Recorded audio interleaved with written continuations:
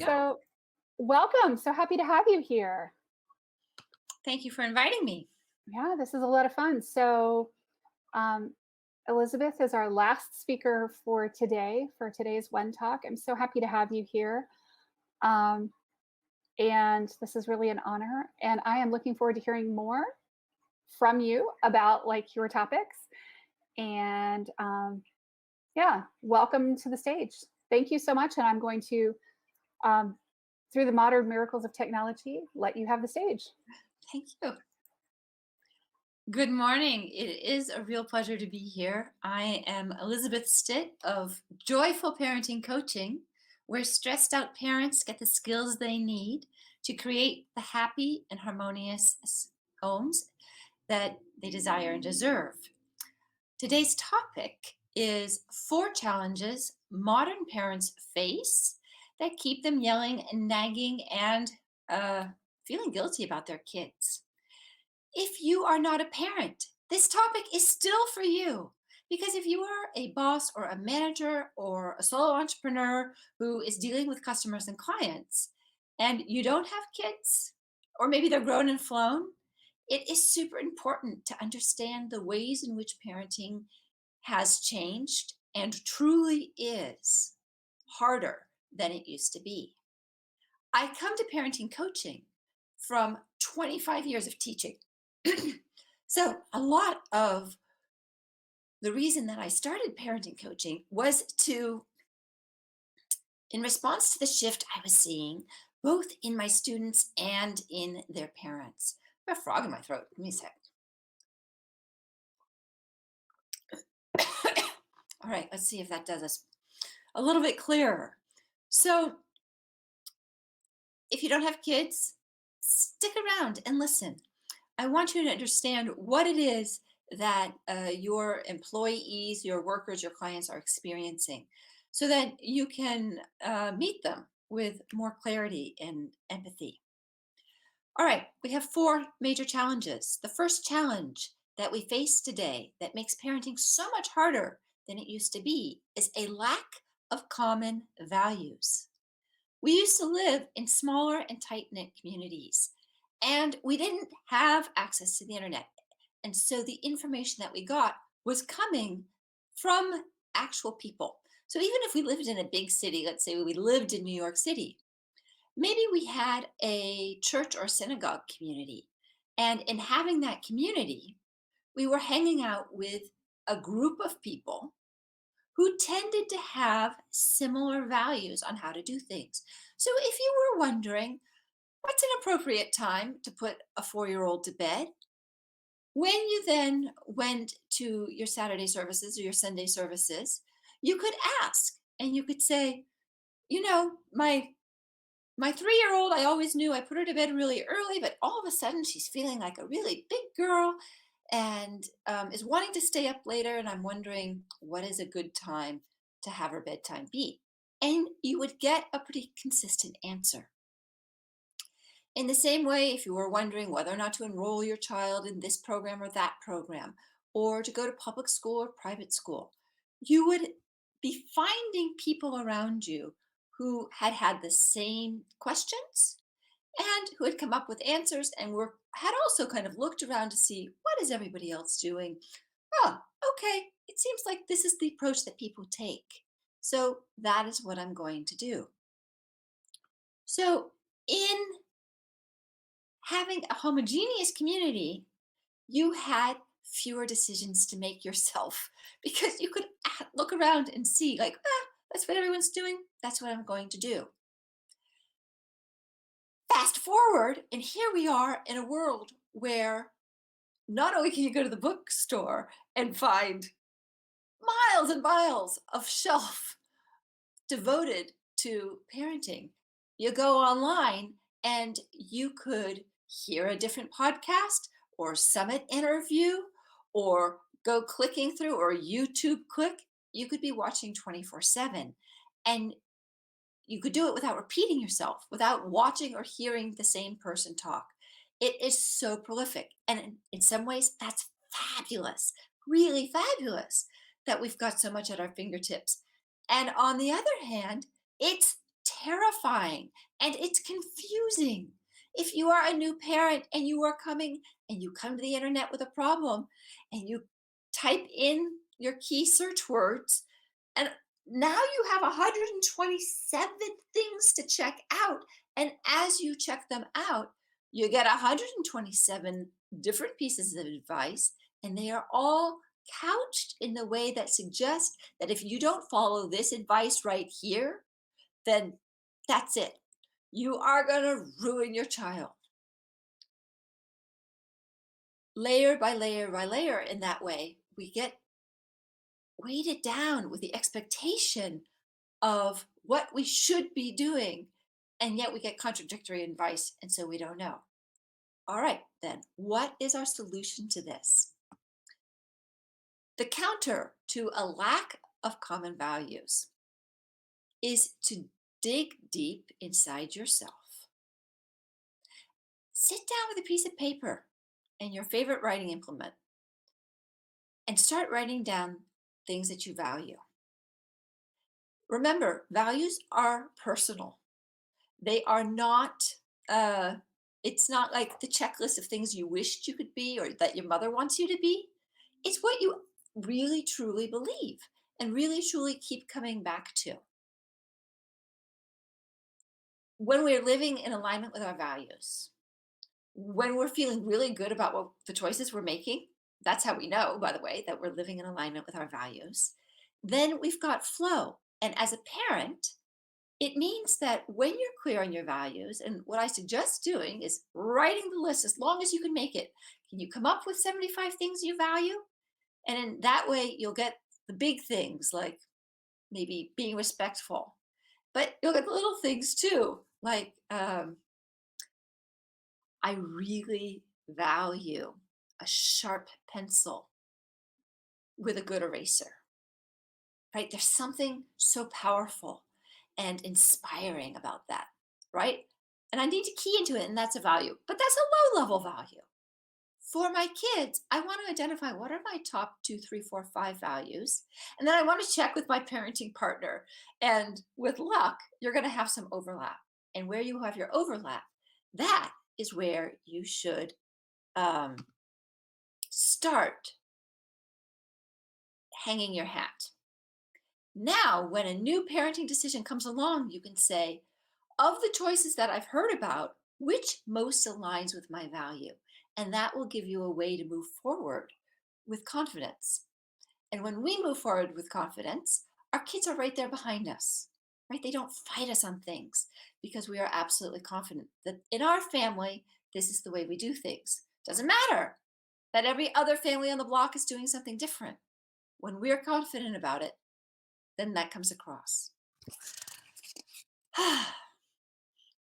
Challenge number 2 is a lack of community support.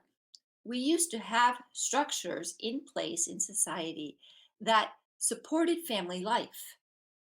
If you lived in a town, for example, where there was a factory and a lot of people in the town worked at the factory, everybody started work at a certain time. And at a certain time, probably 4 or 5 o'clock in the afternoon, there was even a whistle that could be heard across the town that said, work is over. And workers started streaming home. And in that way, kids who were out playing knew it was time for them to start heading home.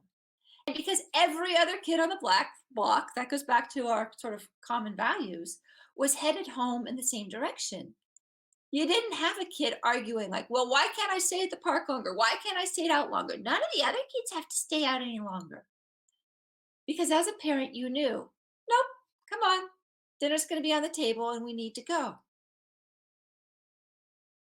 Between kind of 6 and 8 p.m., nobody scheduled anything, right? Yes, we still went to PTA meetings and town council meetings, and we still had choir practice.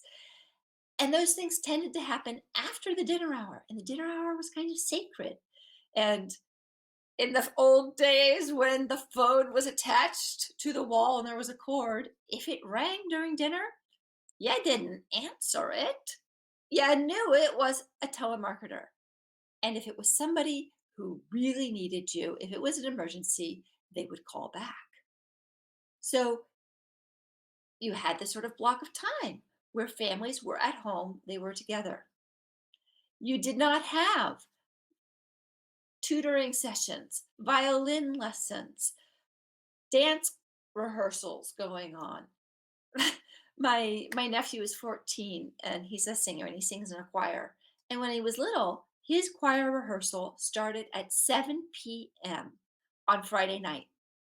Can you imagine 7 p.m. on Friday night? I mean, isn't Friday night like Friday night in my house growing up was always game night and fun night and fun food night and like let things go and come together and here we are as a family.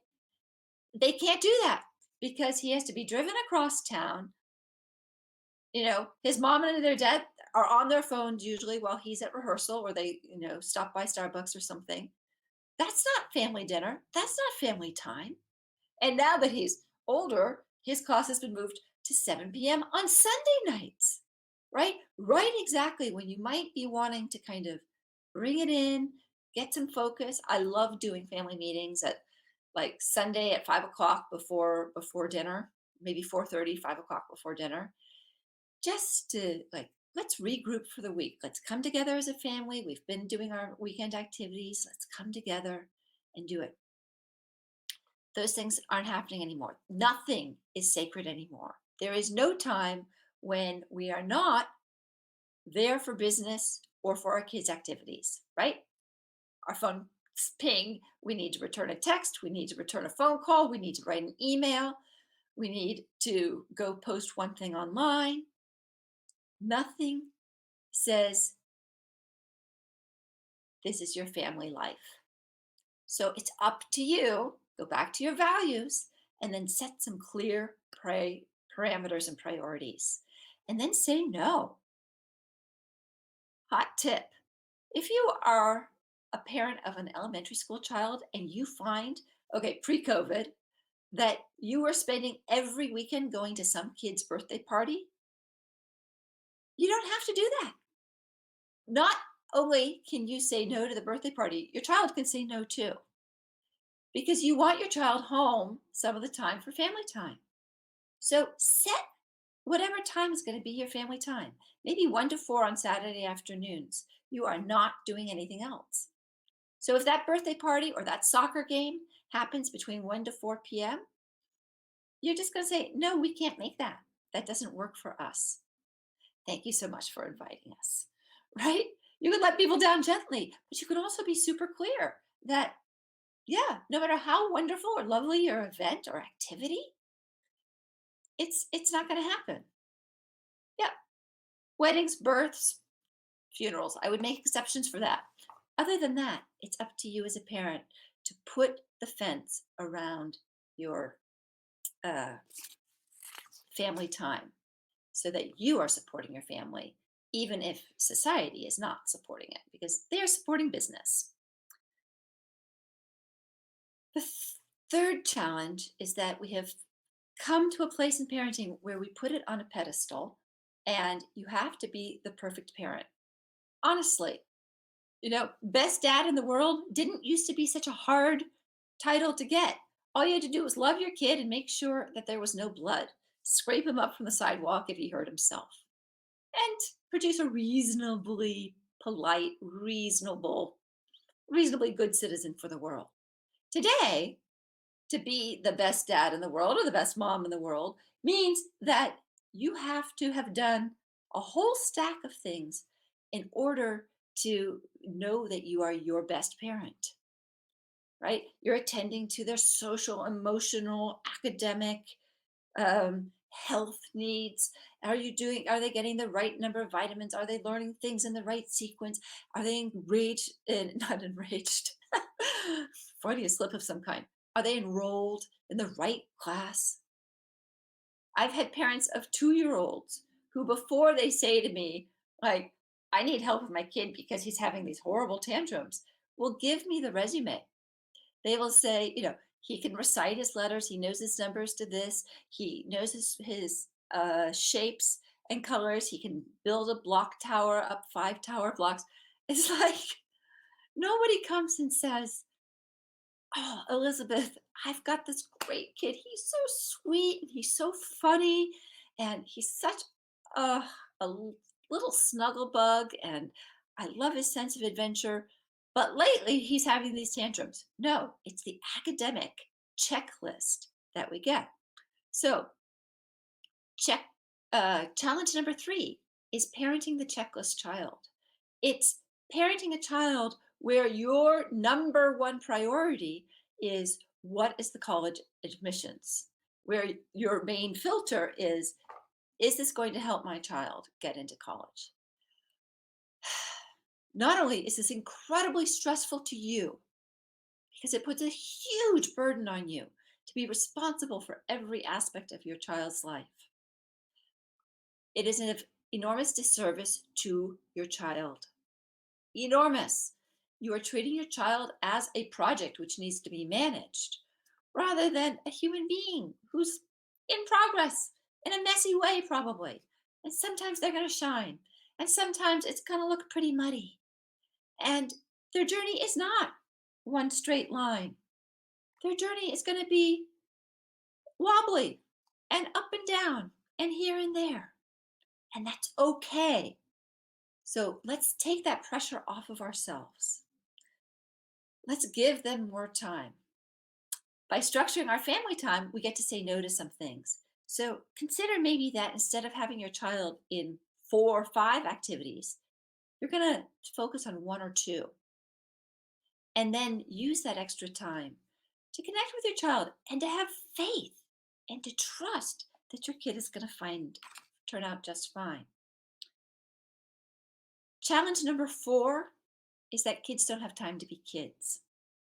We used to come home from school and go out and play, right? Well, first of all, at school, kids had a lot more recess time. They had a morning recess, their lunch hour was longer, and then they had a break in the afternoon. So they were getting out and they were doing that physical running around and being active and exploring their environment.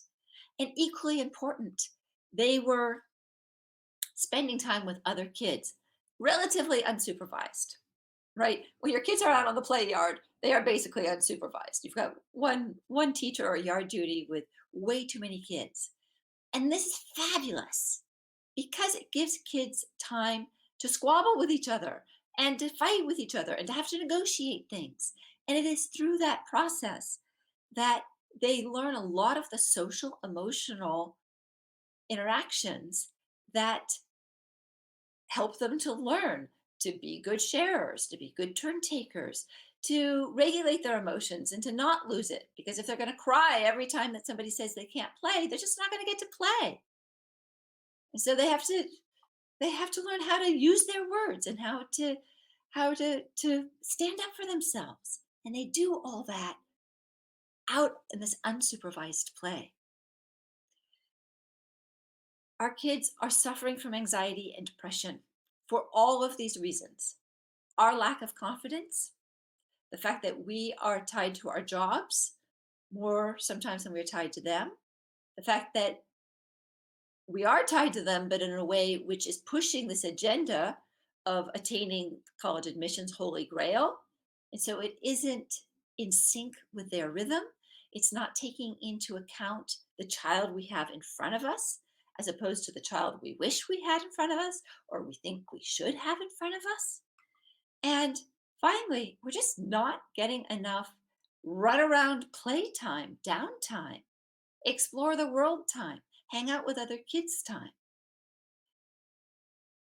All of those activities, that laughter, that physical running, help to keep kids happy and healthy, right? When we're on screens too much, whether it's for gaming pleasure or social stuff, or whether it's for our online learning, our whole world becomes focused like this.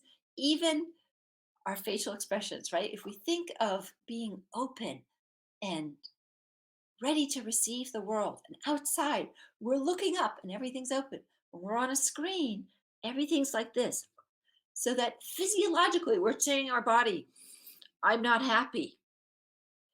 You don't see very many people face the computer screen with a big smile on their face and, with big open shoulders and an open body and a raised up head.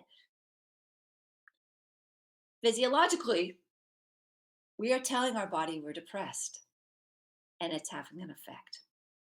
So these are the four challenges: lack of common values. What should we be doing?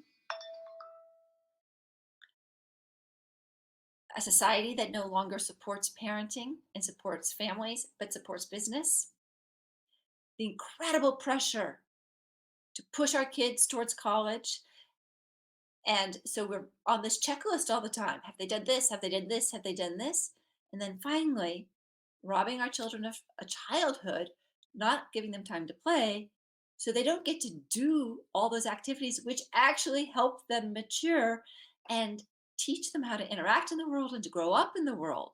Right? We're doing a great job on the academic preparation, but all the other areas of development are lagging because those used to happen naturally, not with teachers and parents, but actually with kids playing with each other themselves.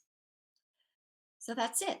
Those are the four challenges that we face today that are making parenting so much harder than it used to be. But we can shift that. And as we come out of COVID and we return to normal, I want you to consider what are some of the things that were easier during COVID, during sheltering in place, that we can bring forward, right? Can we bring forward some more family time? Can we bring forward some more playtime, some downtime for some kids? Can we focus on something else in our kids? Maybe the fact that they're learning to cook or that they figured out how to do the laundry and not just their academics. That's it, Haley. Four challenges modern parents face.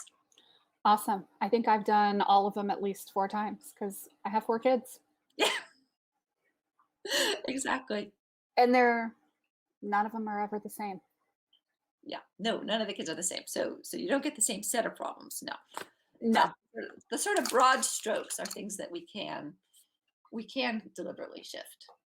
absolutely. Yeah, I totally agree, and thank you so much for doing this today. I really appreciate it, and thank you for being our last speaker today and bringing such an awesome perspective. I appreciated the miles and miles of shelves of books devoted to parenting, and every single one of them basically telling you you're doing it all wrong. Yeah, exactly. Yeah. I So love it. hopefully you're finding people in your life who are reassuring you that, well, first of all, we can promise ourselves that no matter how well we do, we're going to have failed our child in some way. They're going to have some reason to go do their own personal growth work. We Absolutely. right? And on the other hand, I take it as a challenge to screw my children up perfectly. yes, there you go. Well, thanks, Haley. Thank you, Elizabeth. I appreciate it. And thank you guys so much for watching today and hanging out with us. Bye.